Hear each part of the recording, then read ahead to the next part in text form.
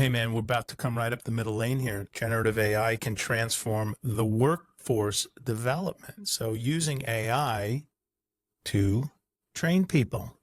Um, I know something about this. All right. So we have been exposed to a bunch of platforms in the channel. The one I've seen up front and close and personal that I really like is a platform called Bright. And I'm not sure what's being used in this article, but the notion is that the legacy training that people get is very single threaded and only in positive outcomes. So even when you think about sending out a training aid for a new change in an application that you've written, you got new changes. What are you doing? You're creating a Word doc.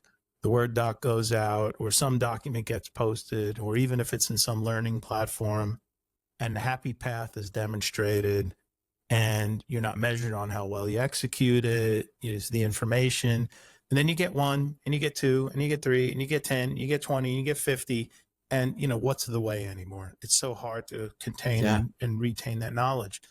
This is interesting in this article. And the thing that really caught me here is that Amazon in 2021 committed $1.2 billion to train 300,000 of its employees as part of its Upskilling 2025 pledge, after reporting that almost 20% of Amazon employees interested in upskilling said they consider seeking employment opportunities with other companies that offer training programs that skilled workers need to compete in today's labor market.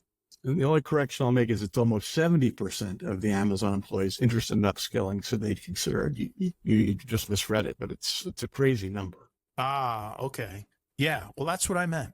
So yeah. But it's a crazy number. Important. Yeah. And you and I have talked about this, and I think you have all the, I don't have the expertise you have in this, but can you talk more about? Yeah. Let me tell you what Bright does. This case that you just described is like the best one. Let me tell you what Bright does. First of all, let's talk about training environments, right? First thing you need to do, and you know this from running technology at big companies, is you've got to stand up other instances of your technology. You got to mock it up with data that doesn't contain any private information. You got to make those environments available, and those environments from a code perspective have to mirror production. You got to keep them in sync. So Bright essentially goes out to your app. You go into the applications, and there's better technology, but for ease, they take screenshots of your screens. Okay. They then use those screenshots to build the forms, right? They're cutting and pasting spots, and they're building data sets behind them to mirror the outcomes that you want. So people now, using this AI generated platform and this training automation, they go out and they're expected to run a simulation. You can adjust the speed of that simulation. You could measure how quickly they get to the right answer or the wrong one.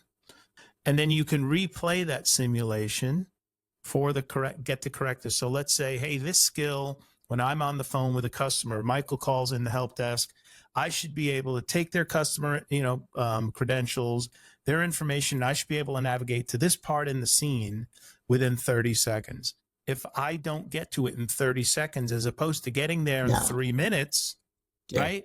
I get pushed back until I could navigate and execute in what looks exactly like the program, right? It looks exactly like the system or systems that are available.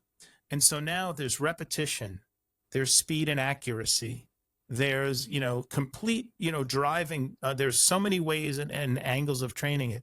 I can not only upskill people with new information, but I can, from a continuous improvement perspective, I could refresh the fundamentals. I could make sure, hey, if Vic's supposed to get to this point in the talk off within the first 45 seconds of a call, am I still doing that? Am I not doing that? What's the problem? Have things changed? The benefits are staggering. The key metric is time to proficiency that you're driving in training, especially for new hires. And then there's peak proficiency. So there's this notion that people get proficient to whatever that level is in a certain period of time. And that might take 6 weeks. But if they had something like this, they companies like Bright claim it's a 40% reduction in speed to proficiency, which means my people are on the floor serving customers in a positive way. And when you got a big place in a big company, like 300,000 employees at Amazon, you're talking tens of millions of dollars. Yeah. You're Yeah, also, and the think feedback you about this get for the last thing. yeah, One last please. thing. Think about the amount of attrition that people go through. So this thing isn't one and done. In the call center, you could have 50, 60, 70% attrition. Some real crazy ones have 120%. I go through this every month. I got to get somebody proficient. I get them out. And what's the number one reason people leave their job? They don't feel like they're trained to do it efficiently because they feel like a failure. Yeah. From a software development standpoint, plus we get feedback on what's kind of working and not working, right? We get immediate feedback to say, hey, nobody's finding the thing you think is the obvious way of doing it. And, we started our conversation with robots, right? And now we're talking about actual AI use cases that are making incredibly meaningful impacts on improving our workforce. And so, if you don't mind, can you talk about sort of the real-time AI that helps guide a call center agent through a sales interaction or troubleshooting interaction? There are a number of platforms out that do that. I'll leave some of the logos out just to keep the playing field even. But picture this. Michael, you call me, I'm the call center agent. I've got a frame up, that's housing one of these applications, or maybe I've got a window up. And you say, hey, Vic, my name is Michael. I got this credit card. I just got noticed that, I pay it off every month, but it's got this high interest rate. I might want the luxury of maybe, running a little credit for a little bit here. You've got any other cards for me? I've been an early payer my entire time with you. The applications are listening in the voice streams. They're plugged in and they're listening. And within 50 milliseconds, it's tapped into your applications, your knowledge bases, all your sources of the truth. And it's spitting back in real time. It's saying, hey, we know who Michael is. We know he's got a 14% APR on his card. We can offer him these three cards. We got the Visa Select. We have the Visa Premier. We have the Visa, Gold card or whatever it is. These are the interest rates. They have no fees. They have fees, et cetera. So it's like they don't have to remember that. And when you change a program, they don't need to be retrained on it because it's going to come back up and say, oh, the Premier is no longer available. Now it's the Premier Plus. Yeah. And it comes out. So this can be applied to customer service tasks. It can be applied to program tasks. There's a use case around underwriting in the mortgage space. Hey, this guy failed, this guy doesn't qualify, this gal doesn't qualify.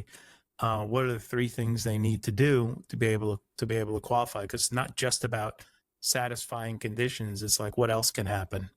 And so there's a lot of good stuff that comes out of that. I think the speed of it is super interesting, right? The 50 milliseconds is like crazy fast. Yeah. To be able to update. And, to go back to the original use case that you talked about, training, we're spending a lot of training dollars where I have to have a trainer show up, or I'm using recorded training with limited interaction with my audience, or my audience member misses the training. You can save a lot of money if you can start to do a AI-driven training environment like you've been describing. And then I think in addition to that, my ability to do continuous delivery is dependent on what you're describing. People are like, we should do continuous delivery. And the reality is, how often can I train my workforce? So if I come out with significant improvements to a complicated app, I can't deliver them every month. You pull everybody off the line in order to train them. At best, I'm going to do it quarterly, right? Or twice a year. But I can do it more frequently if I can update the training, and it's a training platform that is sort of listening and watching the learner to determine if the learner is becoming proficient at the thing they're trying to learn. I mean, it just changes the game. And for call center, I don't know. I think there are people who think that, ultimately the call center will be entirely driven by AI without people. I expect that some percentage of those calls, if they can be handled by AI, will be over the next 5 years, and who knows further than that. But the ability to help a human in that conversation is going to improve a company's ability to provide excellent customer service. I did a call Yeah. with Verizon recently, and I was just so surprised at the agent's ability to kind of accurately evaluate what I needed quicker than I'd had experience previously. And they had to be using some AI. Yeah, and have to be supplemented by it.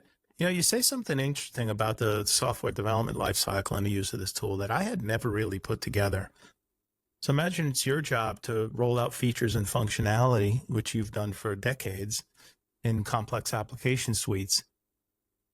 Have you ever really measured the proficiency boost or the proficiency degradation of the user experience? Like I've never had a CX department in the places that, I mean, I know it's very common and popular now. It's more in vogue, but it is also the first thing to get cut in the budget. Absolutely. I mean, we've used a lot of stopwatches, right? Yeah. Exactly. Where we're doing stuff and timing it. And I've worked at places that were really dedicated to that. And I think it makes us all feel good in a good way. Yeah. You know, that we're achieving goals and we can demonstrate them to support the ROI. But this changes that, right? I mean, you know, you can set skill set paths and I think do it faster than we've done it in the past and leverage the compute power to really determine the efficiency of the features that we're rolling out. And we're doing this, you know, the other big change, I think, in the last 6 or 7 years in software development has been in test engineering, where they're doing a lot of this in test engineering. And it's really, really cool. But being able to roll out features faster and faster is going to be dependent on our ability to, I think, create these hyper engaged AI test environments that allow us to really see how it's working.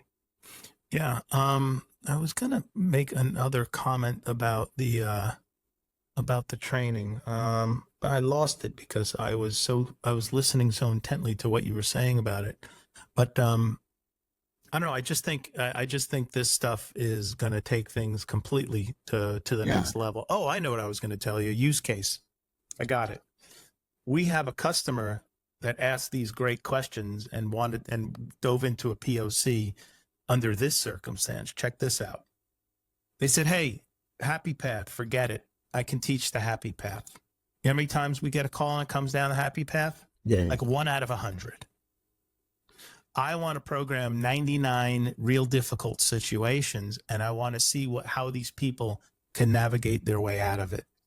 And I want to force the training to take them to the wrong screens and the wrong places in the applications and have them navigate back to the place they're supposed to be. Because when you give people letter A to letter B to letter C, and that's all they know, if they jump from A to D, they don't even know where B and C are. They wouldn't know where to begin to look. And I was like mind blown. That was probably the most, one of the things that should seem obvious, but completely not obvious, to go down and really challenge the training paradigm in a way I had not seen anybody do it. That POC was successful, by the way, and that client did engage with this platform. So they were stoked. They were completely stoked. I think some of the feedback we might get about this conversation is that people are doing this and without AI. And the thing that I would just sort of say is that, the cost of being able to do it is going to change, and the availability of doing this is going to, you know, grow significantly, and more people are going to be able to take advantage of these kind of tools than currently, because the expense associated with doing it right now, you know, with test engineering and stuff it's expensive. And to be able to leverage AI, and yes, there's a cost there too, but the benefit's going to be extraordinary. And I think, again, you know, we started our conversation today with robots and scratching your back. And as cool as that is, I do think that when you think about AI, the number one place right now for companies to be thinking about how to leverage AI that will make a meaningful contribution to their expense management is in the call center. I agree. I'm looking at my drawer here, and it's not here. I wish it was. I was looking for my back scratcher. There's my AI, my little back scratcher. It's good. Bought for me by my kids, by the way. Thanks, Pops. Yeah, thanks. Here you go, Dad. You're on your own. It's great. Hey.